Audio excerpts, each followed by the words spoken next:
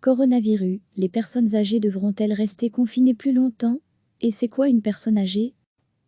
Reportage dans le JT du 20 avril 2020, Comines. Des visites au home permises sous une tonnelle aménagée. La question a suscité un débat, voire une polémique. En France, les personnes âgées devront-elles rester confinées plus longtemps que les autres?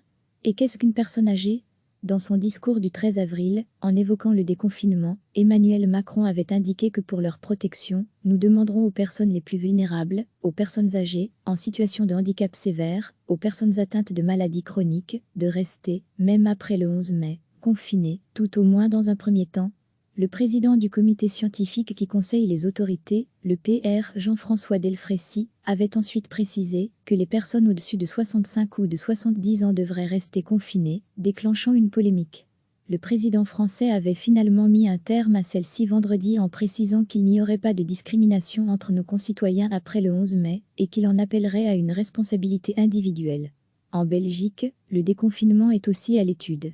Il se fera également progressivement. Le groupe d'experts en charge de l'exit-stratégie, le déconfinement, NDLR, doit remettre un rapport ce mercredi. Ensuite, sur base de ce rapport, le Conseil national de sécurité balisera le déconfinement le vendredi 24 avril. Les personnes âgées seront-elles aussi invitées à rester plus longtemps chez elles? C'est l'une des recommandations de l'Union européenne à ses États membres, protéger les personnes âgées, entre autres. Des mesures devraient être envisagées pour continuer à les protéger, tout en levant des restrictions pour les autres groupes. Selon l'OMS, une personne est considérée comme âgée à partir de 60 ans. Dans le cadre de l'épidémie de coronavirus, le site info-coronavirus.be indique que les personnes à risque sont les personnes âgées de plus de 65 ans, des personnes diabétiques, présentant des maladies cardiaques, pulmonaires ou rénales et des personnes dont le système immunitaire est affaibli.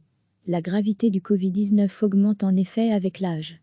Paru le 31 mars dans la revue médicale britannique The Lancet et rapporté par l'AF, la dernière étude en date montre que la maladie est en moyenne beaucoup plus redoutable pour les plus de 60 ans, avec un taux de mortalité de 6,4% parmi les cas confirmés. À lire aussi, le coronavirus ne s'attaque pas qu'aux poumons, mais à tous les organes vitaux, infographie. Le taux de décès grimpe même à 13,4% pour les plus de 80 ans contre seulement 0,32% pour les moins de 60 ans, selon ces travaux portant principalement sur plusieurs centaines de cas chinois observés en février. La proportion des malades nécessitant une hospitalisation grimpe fortement avec l'âge, toujours selon l'étude, 0,04% pour les 10-19 ans, 4,3% pour les 40-49 ans, 11,8% pour les 60-69 ans et 18,4% pour les plus de 80 ans. Cela se voit également dans les chiffres en Belgique. Les décès sont plus importants parmi les classes d'âge plus élevées, dont des personnes en maison de repos, comme le montre bien le graphique de Sciences Anno, issu du rapport de ce 20 avril. Toujours selon les chiffres belges, les personnes admises à l'hôpital pour une infection au coronavirus présentaient parfois des comorbidités, la proportion augmentant chez les plus de 65 ans. Faut-il donc laisser confiner les personnes dites âgées, peu importe leur état de santé général? En France, le professeur Bruno Lina, virologue au CHU de Lyon et membre du conseil scientifique Covid-19, estimait sur Europe 1 que les médecins traitants seraient les mieux à même de décider. Le médecin traitant est la personne qui connaît le mieux le patient, expliquait-il. Retrouvez tout notre dossier sur le coronavirus. Recevez chaque matin l'essentiel de l'actualité. La question a suscité un débat, voire une polémique. En France, les personnes âgées devront-elles rester confinées plus longtemps que les autres? Et qu'est-ce qu'une personne âgée? Dans son discours du 13 avril, en évoquant le déconfinement, Emmanuel Macron avait indiqué que pour leur protection, nous demanderons aux personnes les plus vulnérables, aux personnes âgées, en situation de handicap sévère, aux personnes atteintes de maladies chroniques, de rester, même après le 11 mai, confinées, tout au moins dans un premier temps. Le président du comité scientifique qui conseille les autorités, le PR Jean-François Delfraissy, avait ensuite précisé que les personnes au-dessus de 65 ou de 70 ans devraient rester confinées, déclenchant une polémique. Le président français avait finalement mis un terme à celle-ci vendredi en précisant qu'il n'y aurait pas de discrimination entre nos concitoyens après le 11 mai et qu'il en appellerait à une responsabilité individuelle. En Belgique, le déconfinement est aussi à l'étude. Il se fera également progressivement. Le groupe d'experts en charge de l'exit-stratégie, le déconfinement, NDLR, doit remettre un rapport ce mercredi. Ensuite, sur base de ce rapport, le Conseil national de sécurité balisera le déconfinement le vendredi 24 avril. Les personnes âgées seront-elles aussi invitées à rester plus longtemps chez elles?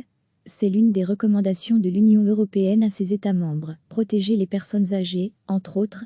Des mesures devraient être envisagées pour continuer à les protéger, tout en levant des restrictions pour les autres groupes. Selon l'OMS, une personne est considérée comme âgée à partir de 60 ans. Dans le cadre de l'épidémie de coronavirus, le site info-coronavirus.be indique que les personnes à risque sont les personnes âgées de plus de 65 ans, des personnes diabétiques, présentant des maladies cardiaques, pulmonaires ou rénales et des personnes dont le système immunitaire est affaibli. La gravité du Covid-19 augmente en effet avec l'âge.